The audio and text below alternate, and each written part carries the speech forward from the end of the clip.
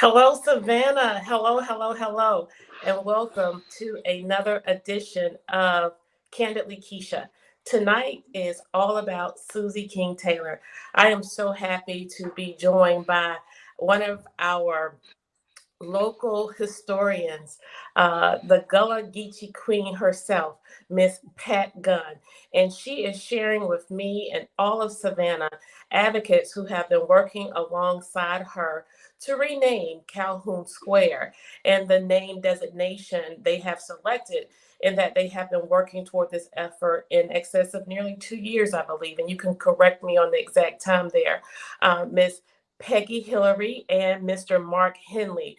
I had the pleasure of meeting both of these individuals last summer, and I was very inspired by the goals and the inspiration that led them to support these efforts. And we're just going to hear from them tonight.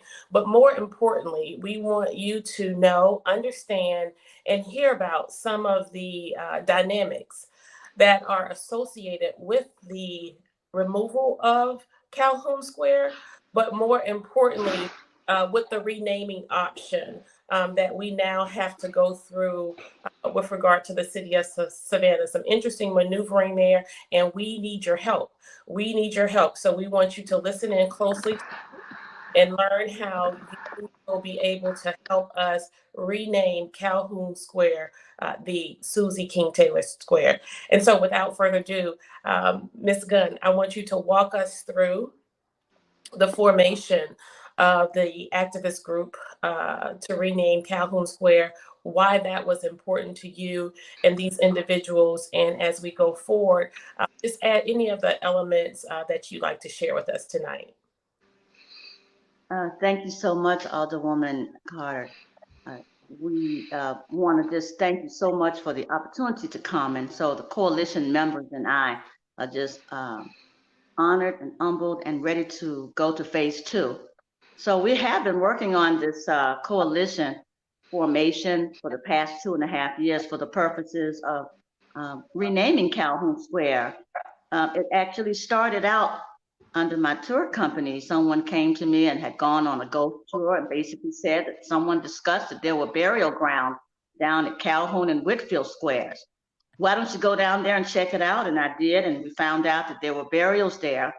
And we found out the history that from the time there were enslaved people from 1748 when we came here, up until 1851, if you died downtown, there was no cemetery for you, so you had to be buried in your planters' backyards.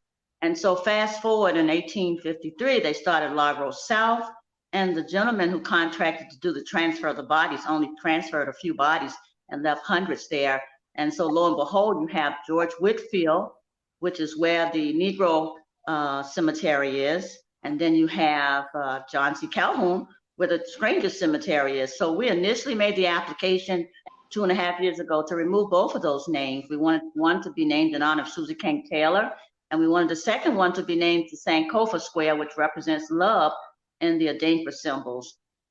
We learned the art of compromise, and so they told us it would probably be better, the city officials did, to go after Calhoun. After all, they said he's not from Savannah, he's from the Carolinas. And so we compromised and went after John C. Calhoun and found out that justifiably so, he was one of the #1 pro-slavery advocates in the nation, vice president of the country, secretary of war, an attorney who was an amazing orator, and he convinced people that slavery was the right thing to do, and he had no right on our squares and those sacred places where people lay underground. And so we went after that one. There is a city ordinance that says that if it's a public square, you have to have 51% of the neighbors to support you. And I just want to get some clarity, and Mark and Sister Peggy will also reiterate that we were able to get the 51% signatures 3 times. And each time we got it, they would sell a property, and the opposers would kind of find a way to buy the property. So we realized that we were at a standstill. And in October of 2022, we had the honor of being informed by Alderwoman Keisha Gibson Carter Alicia Blakely, Alderwoman, as well as Alderwoman Bernetta Bryant Lanier, that you simply have to get your item on the agenda with the approval of Alderwomen and Aldermen. So that's how we were able to get it on the agenda. And so I would be glad for my other members to share. I do want to tell you, though, that we knew that this was not going to be an easy process. We have a very diverse group of coalition members, but I want to tell you that these members of our coalition are from all walks of life. We have some that are neighbors around that square that were bold enough to go door to door, sometimes at night. Elders, I'm talking, knocking and convincing the neighbors to help us. So there are a lot of heroes among this group. I also want to share with you, before they even share their portions, how proud I am of them and how they knew from time to time. Sister Roz is not with us now, but she's with us in spirit. I want you to know that there were so many times when we were not able to go into those communities. We never knocked on one door. Let me repeat, we never walked and knocked on one door as a woman of color. We knew it was not safe. And so when you look at this coalition, you are really looking at 21st century abolitionists that said, I see what you're talking about, and we want to join this this fight for justice. So I think what we're doing, you guys, is what John Lewis told us to do. I think we're making some good trouble. So I'll let them go in and talk more about just a little more background before we tell you where we are. But I would love for them to share from their own mindset what the coalition is and what it means to them and what they have done so far. Definitely. So, yeah. So, Sister Peggy, ladies first. Yes. I too am so thankful. Thank you, Alderwoman Carter Gibson. Thank you for having us and letting us tell our story. So it has been over 2 years that we've been establishing a strong coalition under the leadership of our wonderful sister, Pat Gunn. And we had ups and downs. We had ours come Sundays. We had some beautiful ones on sunny days and music every Sunday from 3 to 5. Not every Sunday, the third Sunday of the month. And we had some that there were scarce, sometimes only a few folks there. But we said we had some faithful followers. And of course, we used media. We used the good old email. And we have some of us have grandchildren, and we have a really good set of young people who are eager to rename the square. So we had lots of, as Ms. Pat said, lots of diversity, lots of age differences coming together in one belief that this person did not deserve to have his name on that square. Of course, at that time, as Ms. Pat said, we had to also have a name, and that's when we chose Susie King Taylor. Now tell me, Ms. Peggy, how was Susie King Taylor chosen? And let's back up a little bit. Mm-hmm. How did the group form, and when did the group form? I think the group started, as Ms. Pat said, from a core group of people who went on one of her tours. Right. And about when was that? I'm sorry, I forgot to ask you, Ms. Pat. When was that? Let's see. I think that was October. Mm-hmm. It October was 2021. Okay. It was a crisp fall day, and it was so impactful, and that started the group. And then it spread by word of mouth and actively seeking. Miss Pat and I met with some neighbors then that followed. And it was, I will reiterate what she said, the heroic people on the square who felt so, the neighbor people around Calhoun Square, who felt so deeply that the name needed to be changed. And they were good at contacting their neighbors. And so I cut you off earlier before you had an opportunity to tell me, how did we arrive at the name Susie King Taylor? Sure. There were several, it's one of those synchronicities. I'm going to say it's synchronicity. I'm a teacher and I had seen Susie King Taylor School. I was substituting at the time. I was, I'm going to look up who she is, was so stunned at this young woman and then what she had done. And then Miss Pat mentioned it, and then somebody else mentioned it. And then we came together on, let's find out. And then, of course, we have Miss Ross, who knew all about her at the time. So it was a synchronous thing that happened. But when it happened, we knew this is who we need. We need a woman. We need an African-American hero who was so many different things, so many beautiful things that she gave in her lifetime. Not just her teaching, but nursing. And she was a veteran of the Civil War. And I see Ms. Rouse has joined us. And before we close out, she knows I'm going to put her on the spot and ask her to give a little bit of Susie King Taylor. And I'm happy that Ms. Craig has joined us as well. One final question, Ms. Peggy. Mm-hmm. As you all were working on this effort, the acknowledgments that you made are inclusive of the fact that of all of the squares in Savannah, Georgia, there isn't one square named for a woman, and there isn't one square named for an African American. And that within itself says a lot about where we were in our city and where we are now. And so once again, Miss Peggy, as it was last summer, I'm delighted to have met you. You are a beautiful spirit, and I bless God for your heart. And as we do this work with regard to inclusion and equity and diversity, Queen Mother Pat, you know more than anybody. The only way we are going to change the dynamics and the elements with those pieces that keeps us divided, racism, classism, and elitism, the only way it will change is with our white brothers and sisters leading the way. And I just want to just say openly, you all are key. You are key in this work. So let me hear from you with regard to your motivation, the inspiration that you feel and see in this work, and how and why you are. You're asking me? Yes. Okay. Wasn't quite sure. Unlike some of my colleagues, I did not get involved through one of Sister Pat's tours. I moved here to Savannah in January of 2019, and one of the first squares that I walked through, was named after Calhoun. And something tickled my brain going back to my 8th grade history class. And he didn't seem like a good guy.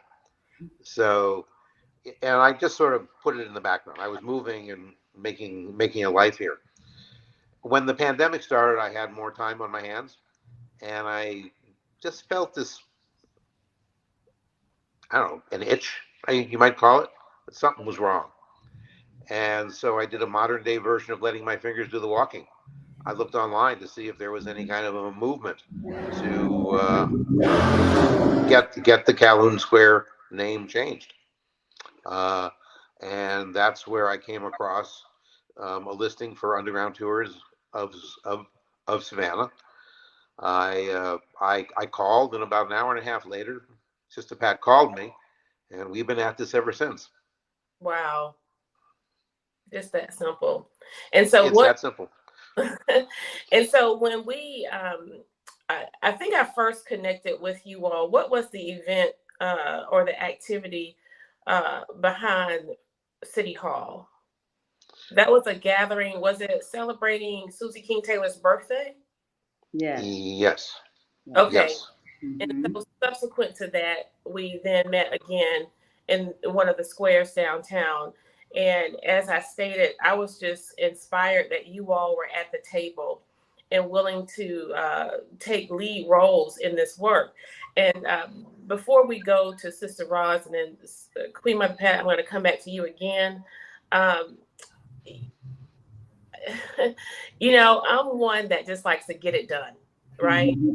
So when I learned how long you all had been working at this effort, and when I learned that you had essentially checked all the boxes, you followed all of the rules, it was clear to me that the closer you got to the goalposts, it kept moving. And that was very frustrating to me to hear. Like, I wanted to hit all of you and say, no, this isn't how this works. And one of the things that I have been doing since my time in office is connecting with the citizens of Savannah and helping them to understand the importance of them owning their rightful place in our government.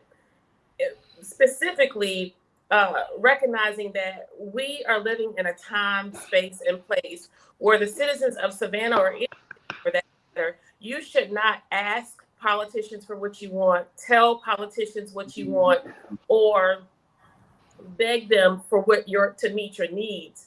You simply tell us what it is.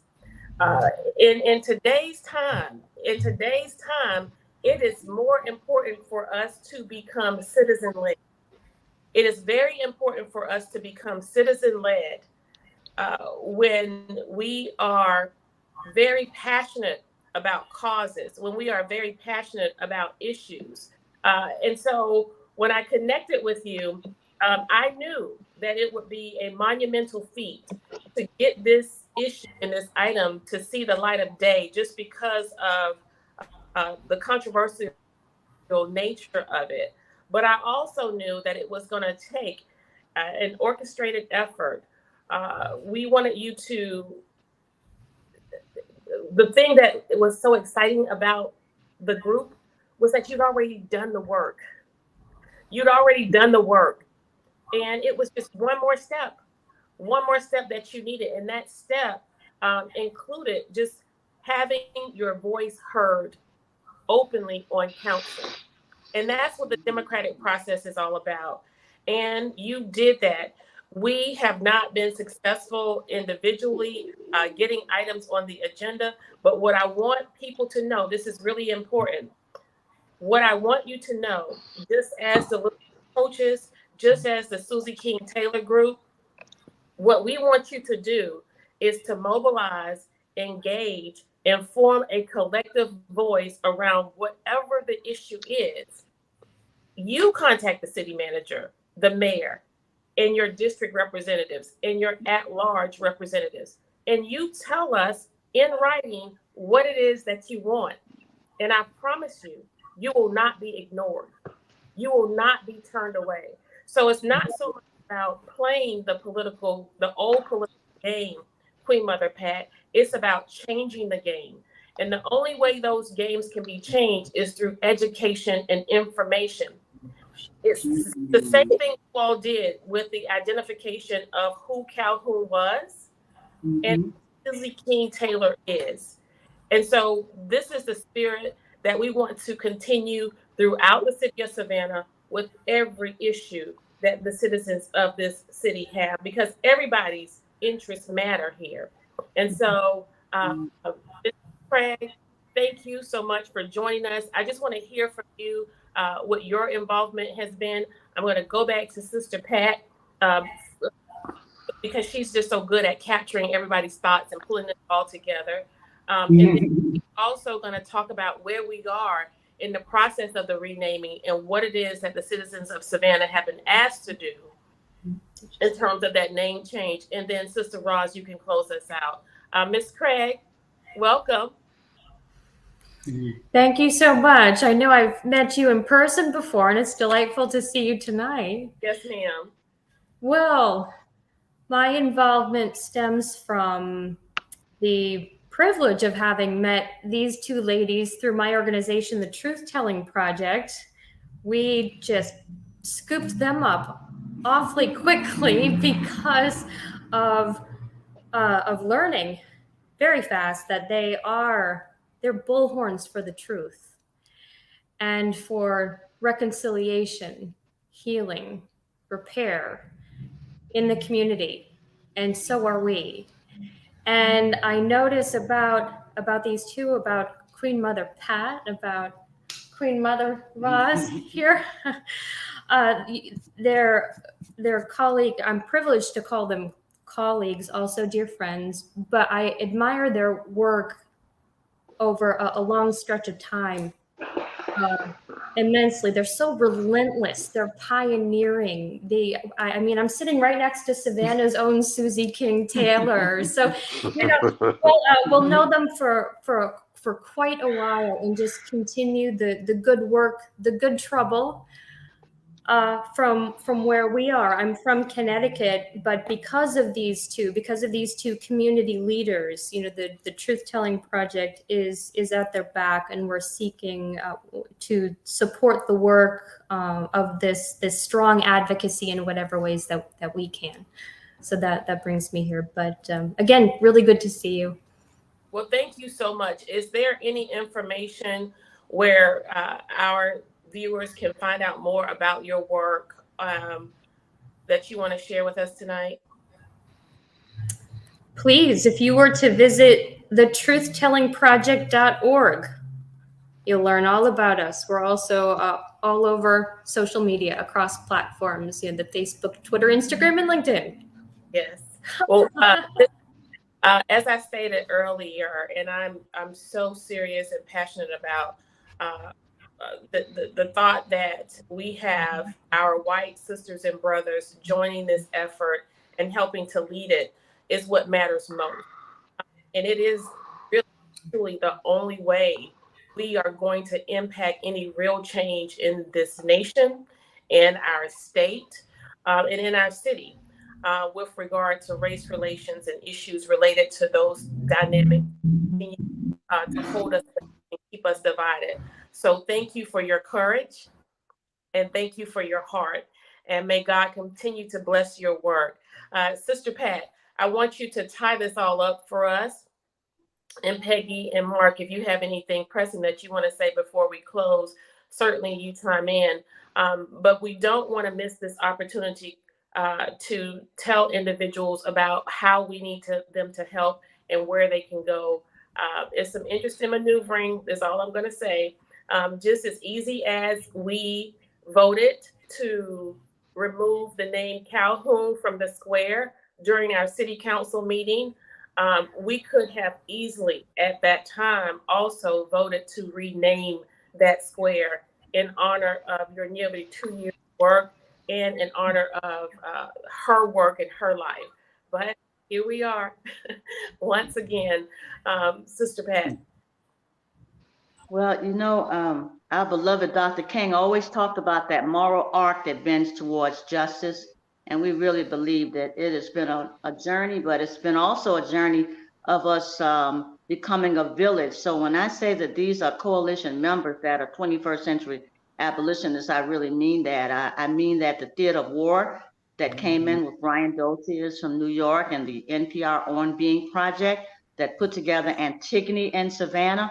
And I encourage people to go online on YouTube and watch Antigone in Savannah, which was held in December for the commemoration of December 21st, the day we were freed in 1864. So we've had national people. We were on a tour on this past Thursday with Yale University and the Savannah-Chatham County Public School System talking about slavery and freedom because they're from New Haven, Connecticut, and they're talking about the Amistad, and they're coming to Savannah to cross-train the public school system here about how to tell the story to students. So we're excited that they can come to the King Taylor House and they can meet a national reenactor such as Roz Rouse, and I'm hoping and praying she'll give us a wonderful excerpt before we close out. That's who she is. But I'm telling you that these are wonderful people, and this is a movement. So we know that it's another phase. We're worth it. It's worth it. Susie King Taylor is worth the honor. And you know what we're going to do? We're going to take this opportunity. We're putting our application in on tomorrow, but we're going to take the opportunity to go from community to community, however the process is set up. To do just what Sister Rod said, to say her name, Mhm. Taylor, she's worthy. So we're going to take this opportunity to do that. I want our beloved community to remember that there were three things that happened in the civil rights movement: agitate, educate, organize. If you can agitate communities, something is wrong. There are 23 squares, and out of those 23, 22 are all white males in a majority African American community. It just doesn't add up in terms of a cup of justice. Agitate, and then we educate them in terms of who Susie King is. And now we're in phase 3. We need to send letters to City Council and the mayor. It is just before the election. We want accountability. We want to do some mathematics. And right now, as I concur, when I had a conversation with our former mayor, Dr. Otis Johnson, he says, I'm going to help you because it will be two things, twofold. He said to me not long ago, it will satisfy the fact that it will be the first African-American named square, and it will also satisfy the fact that it will be the first woman named square. So I'm going to call on Dr. Johnson to help us along the way, and so many others we're getting calls from. This is an opportunity to educate our community that one thing for sure, this is the 21st century, and when the people get tired, let me say that. When the people get tired, they take over their country. So this is our beloved city of Savannah, and it's time for Susie King Taylor and others to come to grace these public squares, to grace these schools, change the name of some of them, change the name of some of these streets. And no, we may not be that coalition to do that, but what we are, ladies and gentlemen, is we are a coalition to name Taylor Square. We are a precedent-setting coalition. We're using this as a blue ribbon model for the. I'm honored that Jennifer Craig is here from the Truth Telling Project, watching history, and I'm so glad they gave me a policy fellow so that I can change policy as a model for the nation. And so we're just honored that people are watching. We almost had Whoopi Goldberg to do the reading of the Susie King Taylor Project, but she had a conflict in her dates. And then the Michelle Obama Foundation called Savannah and said, Savannah now, and they were advised, no, wait until you get the vote and wait until we can get a Taylor Square. It would be wonderful for the Michelle Obama Foundation to come and see Susie King Taylor graced in that square. I already see her with a beautiful velvet cloak, red interior, as Roz and I have talked about so many times. We see it, we claim it, and so we are honored that we'll take this opportunity as a renamed coalition to name Taylor Square, to come into the communities and let people know you have a chance to be a part of living history. You will rename the square community, Savannah. You shall rename this square, and it shall be named in honor of your choice. And we hope that choice will be Susie King Taylor. We have a house now that's the Susie King Taylor Center for Jubilee. And guess what? There, you will meet Susie King Taylor in the 21st century. So what better way for us to bring Sister Roz in? Sister Roz, say her name. What do people say? Say her name. My, what an honor. Alderwoman Kesha, thank you so much.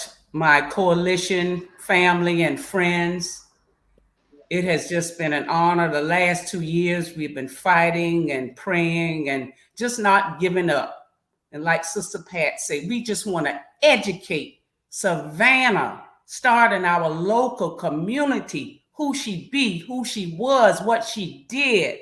She was born into slavery in 1848 on that grass plantation farm, Isle of Wight, but she came here at age 7 with the hopes and dreams from her grandmother to learn how to read and write. She went off into the Civil War as a young girl, fighting for her country, teaching the soldiers on her off time, their off time, but she never gave up.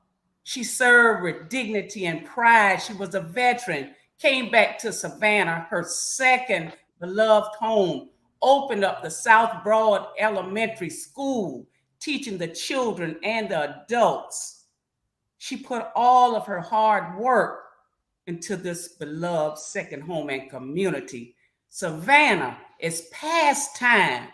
She deserved it. She made her mark. She left her mark. There's not one square named after an African-American male or female or male. It's about time. It's past time. And to leave you with some of the words from her book, Reminiscence of My Life in the Camp during the Civil War. We are similar to the children of Israel, who was held in bondage for many years, but they were led into that land of promise to thrive and be forever free from persecution, y'all. And I don't despair. Now, the book, which is our guide through life, declares that Ethiopia shall stretch forth her hand. What a wonderful revolution. Now, in 1861, the Southern papers were full of advertisement for slaves. But despite all the hindrances and race problems, we are still striving to obtain the full standard of life given to all races created in the eyesight of God. Now, in many instances, y'all, we have succeeded, but we still have a long way to go. So I want to leave you with those words. We still have a long way to go. And it will be an honor, 175 years this August, 1848, when she was born. Let's not forget, she did the work. She put in the work. She left her mark. She made her mark. Do right, Savannah. Do right, Savannah. It starts right here in our community. I want the whole world to know who she be and what she did. So it's an honor. It's a privilege. Say her name, y'all. Say her name. Susie Say her King, name, y'all. Susie King Taylor. Yes, I Ashe. say. I say. I say. Thank you so much. And before we close, I an opportunity for those who are just joining us, Sister Pat, can you please tell the citizens of Savannah how they can join this effort? I know there's information on the City of Savannah Facebook page acknowledging that this is an open call for requests. We don't know why that level of maneuvering has taken place. I feel like it causes unnecessary trepidation among those who have done this work for so many months, nearly 2 years on behalf of Susie King Taylor. But I want you to fret not, my friends, and recognize that what God has ordained by way of this group's work, I believe in my whole heart that He will bless it.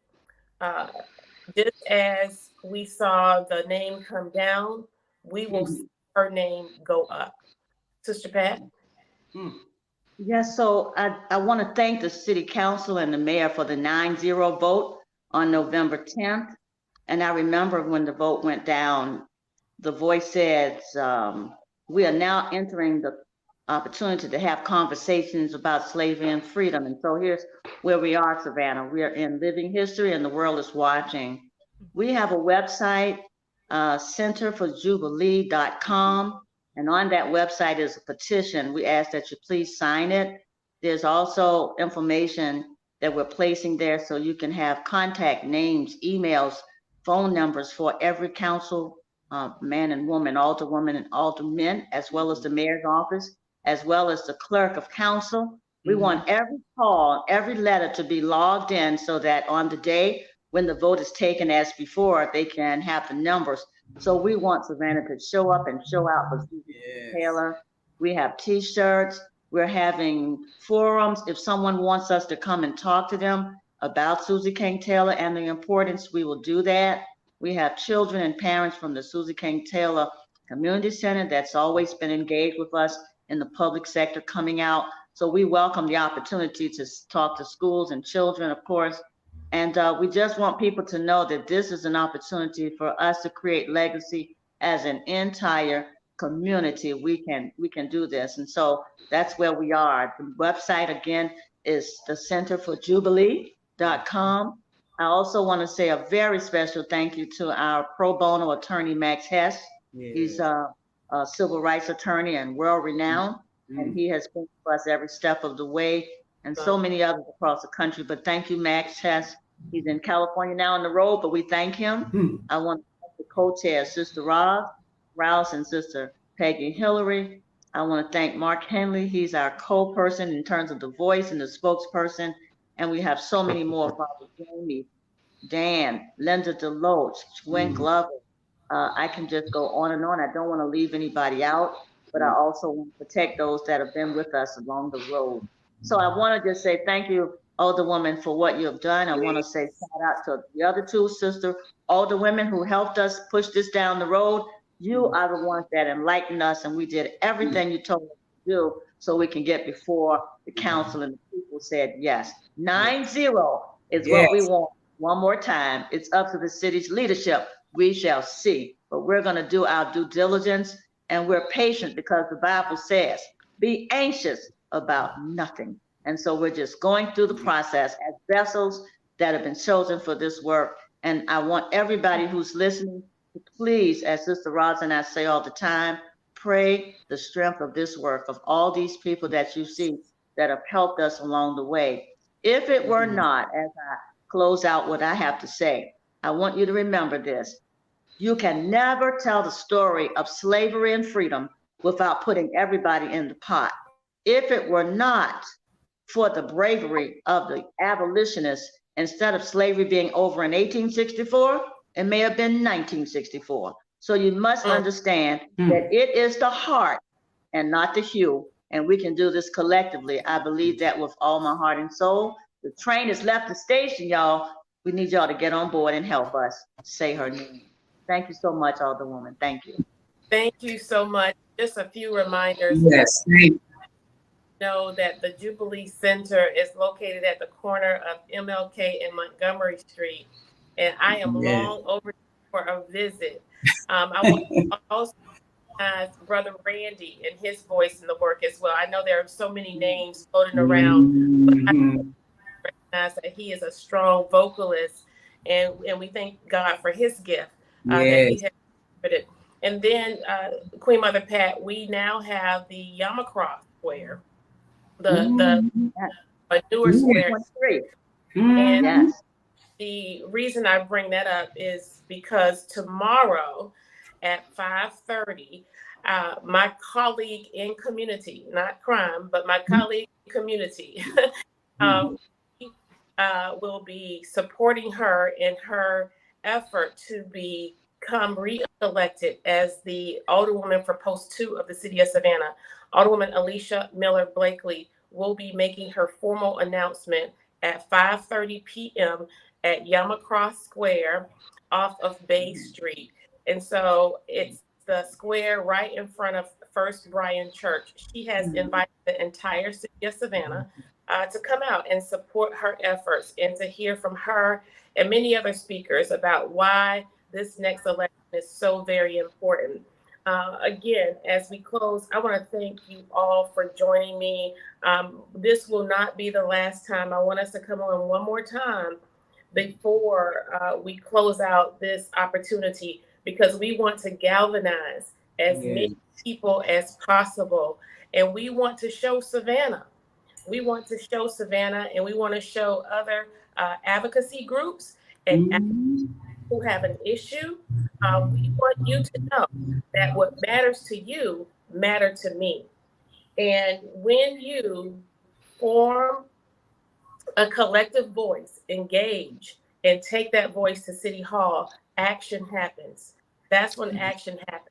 And so we want to continuously encourage all of our citizens who care about this community to do that kind of work. Thank you all so very much for joining me. And we will come together again. I can't wait to see you all at the Jubilee.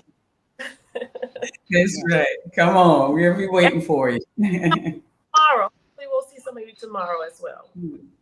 We'll see you Thanks. tomorrow. Yeah, thank you, Kesha. Okay. Good night, everyone. Good night. Good night. Savannah, I was so happy to be joined by this group. We were so happy. And producer, you can let my guests go. I don't want to hold them. I was so joined by the advocacy group. A couple of reasons why it was important for me to have them on. They are really excited about the work they have done to remove the name Calhoun from the square. But more importantly, they are excited about an opportunity that will happen here in Savannah, where we will now have the first square named for a woman. We will have the first square named for an African American. That is honorable, ladies and gentlemen. It is something to be excited about. But more importantly, I want to congratulate the Susie King Taylor Advocacy Group on their efforts and their tenacity. They stuck to it. They kept the fight, and they mobilized, engaged, and took their collective voice to the city of Savannah. And guess what, y'all? They got results. And that's all I have been saying since I've been in office. I saw that there was a major deficit in local government in this city, in this county, and even where the state is concerned. When you don't allow politicians to hear from you, when they do not take you seriously, they take over. And that's essentially what has been happening in this city for decades. For decades, politicians have taken over. It's time, Savannah. It's time for you to take your city back. It's time for you to take your rightful place in local government. Continue to engage. Continue to pay attention. Continue to form a collective voice. As I've said before, you don't ask us for what you want. You don't beg us or plead with us for what you want. You tell us. You drive this bus. You make the decisions. You tell us what projects matter to you. You tell us what you expect in your local government. And if you cannot, in your communities, and if you cannot connect with your district representative, with your county representative, with your state representative, if you do not get a phone call or a text back, there is a way to hold us all accountable. Get together. Get 3, 4, 5 people behind an issue. Put that issue to paper. Create an electronic trail. And I promise you, you will get the results that you're looking for. Now, as we go forth in this election, I am so excited.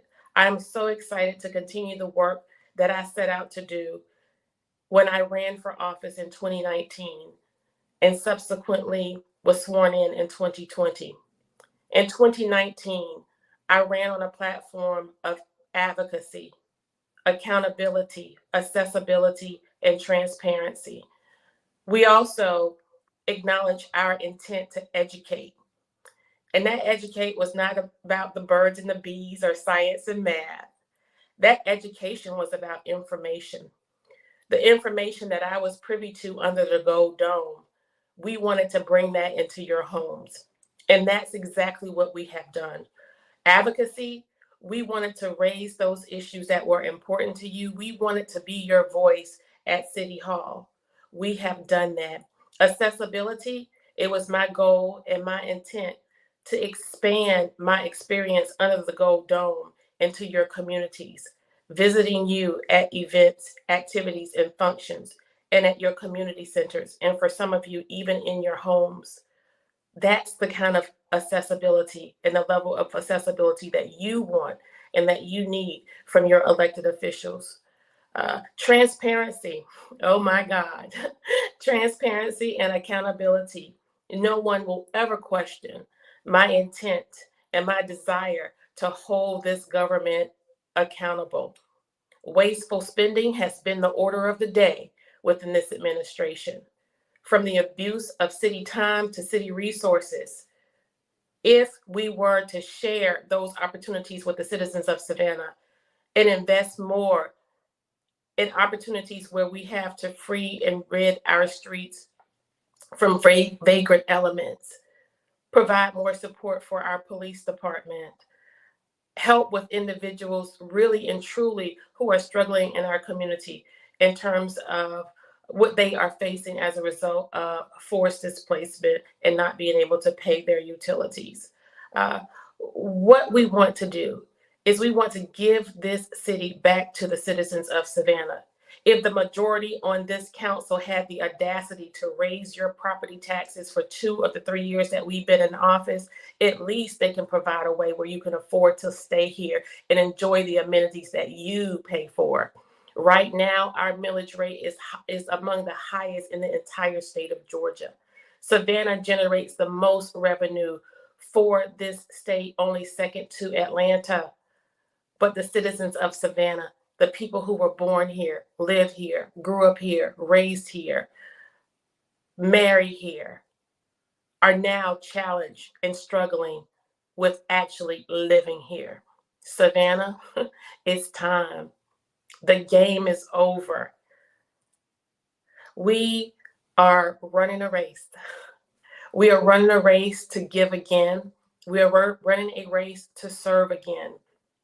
It's all I know, and it's all I've done for 30 years in this community.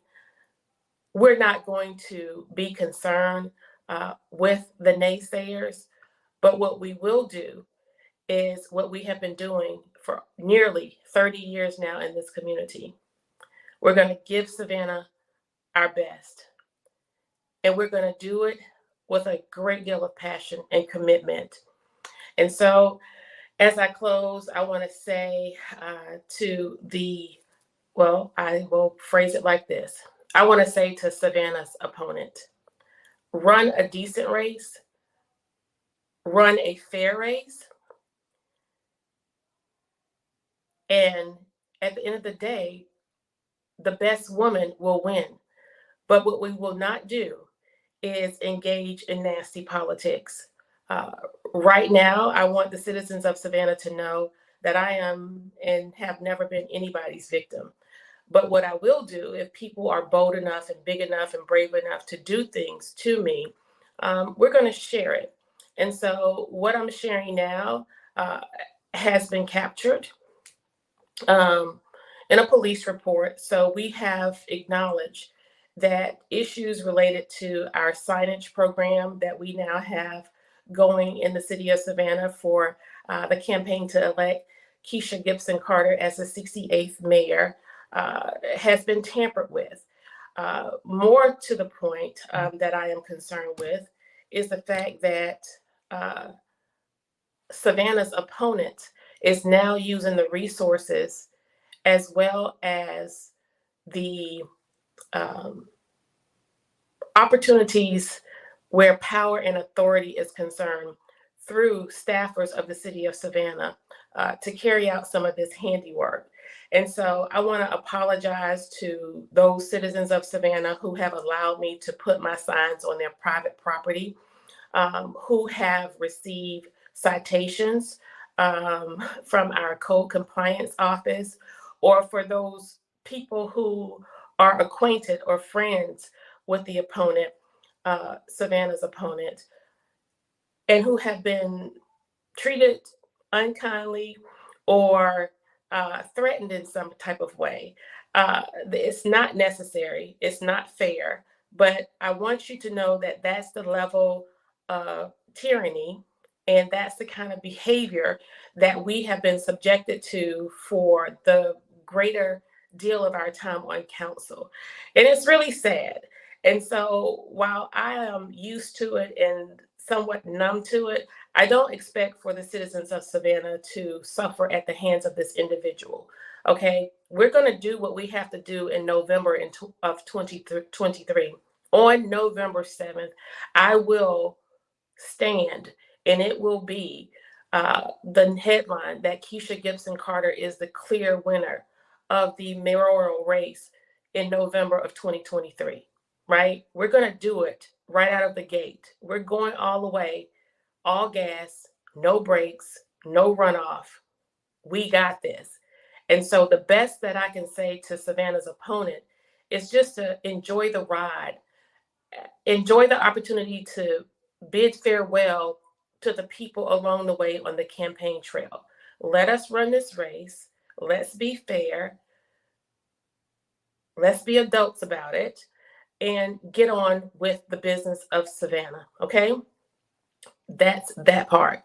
And so my message to individuals who may be struggling and having issues with individuals, you do not have to suffer in silence. There is a thing called calling them out and telling it like it is. And that's what we want to do here today. Again, you do not have to suffer in silence. You do not have to be anybody's victim, because cowards and bullies are only as brave as their victims, as their victims' voices are silent. And so when you are not silent as the offended person, you stand a greater chance of overcoming. And so I did it. I said it, as I've done it before, and I've said it before. We got this. We G-O-D this. We are so excited. I'm so encouraged. I'm so inspired. I'm so motivated, and I'm so ready to go. And I need all of you to come and go with me into November of 2023. That's this year, y'all. That's like less than 7 months or so from now. Hey, let's hit it and let's get it. Let's hit it and let's get it. You will be hearing more about the campaign to elect Kesha Gibson Carter as the 68th mayor of the city of Savannah. But before then, I need your help. I can't do this alone. I can't do this alone. I can't do this alone. This is Savannah's campaign. I'm offering myself a service, and what I want you to do in return is to help a sister out. I need you all to help me out. And the way you can help is you can go to my website at kgc68mayor.com, kgc68mayor.com. That's my initials, kgc68mayor.com, just the 6 and the 8. Hit the donation button. Hit the donation button, and at whatever level, however many times, whatever frequency you desire, pledge to the campaign. Please. We are asking for everybody's support. It doesn't matter the dollar amount, and it doesn't matter how fewer times you give or how many times you give. We just want your support in this campaign. Without further ado, I want to say to you all tonight, thank you so much for allowing me to serve. It is indeed a pleasure. It doesn't come without a little bit of pain, but the political side of this job, it leaves a lot to be desired.